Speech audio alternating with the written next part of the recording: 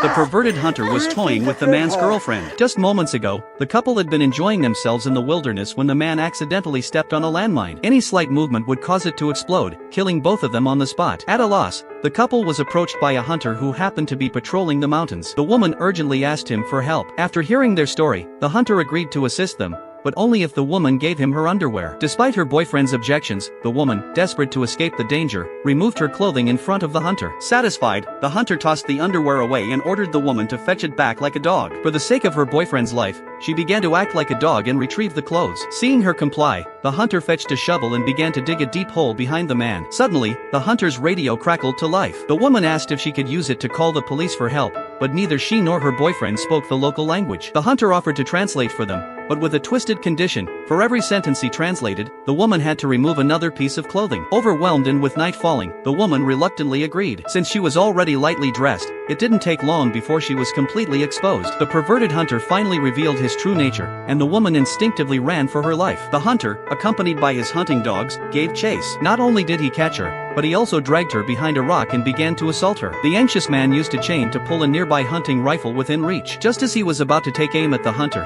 one of the dogs lunged at him, knocking him into the deep hole. Miraculously, the landmine did not detonate. The man, now unconscious from the fall, saw in his delirium as his girlfriend was brutally murdered by the hunter. Half a year later, a mother and daughter were hanging clothes in their yard when a man knocked on their door. He claimed to be a tourist who had run into trouble while visiting the area. The kind-hearted mother and daughter not only let him in but also prepared a meal for him. Unbeknownst to them, this was the hunter's home. At that moment, the hunter was in the backyard tending to his bees. When he finished and entered the living room, he recognized the young man as the one from 6 months ago. The man shot the hunter in the legs, then threatened the daughter to tie up her mother with wire. He then pointed the gun at the girl, demanding that she remove a piece of clothing for every shot he fired. If she survived after undressing completely, he would consider her lucky. With no other choice, the girl began to undress, but she was shot dead the moment she removed her coat. This sudden turn of events left the man in sheer terror, but remembering the abuse his girlfriend had suffered, he gradually calmed down. If you were in his shoes, how would you deal with the hunter?